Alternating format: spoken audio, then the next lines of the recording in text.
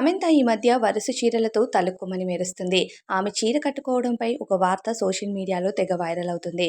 సమంత ఈ మధ్య రెండో వివాహం చేసుకుంది. ఆ వివాహంకి సంబంధించిన ఒక వార్త అయితే చాలా చక్కర్లు కొడుతుంది. ఆమె చీర కట్టుకుంటే ఒక బాధ, కట్టుకోకపోతే ఇంకో బాధ అన్నట్టు అయిపోయింది మీడియాలో. అయితే కెరియర్ విషయంలో సమంత చాలా ఫోకస్డ్‌గా ఉంటారు. ఆమె ఎలా బ్యాలెన్స్ చేసుకుంటూ వచ్చారు ఇంతవరకు అనేది మాత్రం అందరికీ ఆశ్చర్యకరమే. ఎటువంటి బ్యాక్‌గ్రౌండ్ లేకుండా సినీ ఇండస్ట్రీలో నిలబడడం అంత ఈజీ కానే కాదు.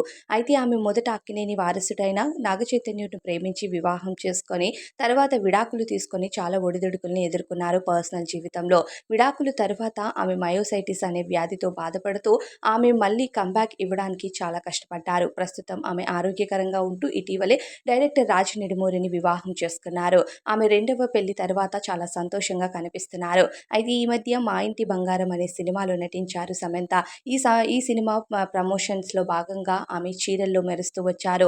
1, 2 ప్రమోషన్స్ కాదు, చాలా రకాల ప్రమోషన్సే చేశారు ఈ సినిమాకి. ఈ సినిమాని మంచి హై రేంజ్‌లో అయితే ప్రమోషన్ ఇచ్చారని చెప్పాలి. ఈ సినిమా చూడాలని ప్రతి ఒక్కరు ఎదురుచూస్తున్నారు. అయితే ఈ సినిమాలో సమంత ఎలాంటి లుక్స్ అయితే మెయింటైన్ చేసిందో అదే రకంగా బయట ప్రమోషన్స్‌కొచ్చినప్పుడు కూడా అలానే చీర కట్టుకొని చాలా పద్ధతిగా, చాలా అందమైన లుక్స్‌ని మెయింటైన్ చేసింది. అయితే చాలామంది ఈమె చీర కట్టుకొని రావటం పైన ఈమె త్వరలోనే గుడ్ న్యూస్ చెప్తుంది రాజ్‌తో కలిసి అని, ఇక తన ప్రెగ్నెన్సీని ప్లాన్ చేస్తూ ఆమె ప్రెజెంట్ ప్రెగ్నెంట్‌గా ఉందని, అందుకే లూజ్‌గా కుర్తీస్ వేసుకోవడం, అలానే ఇక చీర కట్టుకొని రావడం చేస్తుంది అనే కామెంట్స్ అయితే వినిపిస్తున్నాయి. అయితే సమంత మొదటి పెళ్లిలోనే గుడ్ న్యూస్ చెప్తుందని చాలామంది ఎదురు చూశారు. కానీ అప్పుడు కుదరలేదు. కానీ రెండవ పెళ్లిలో వెంటనే తన పిల్లల్ని ప్లాన్ చేసినట్టుగా సోషల్ మీడియాలో వైరల్ అవుతుంది.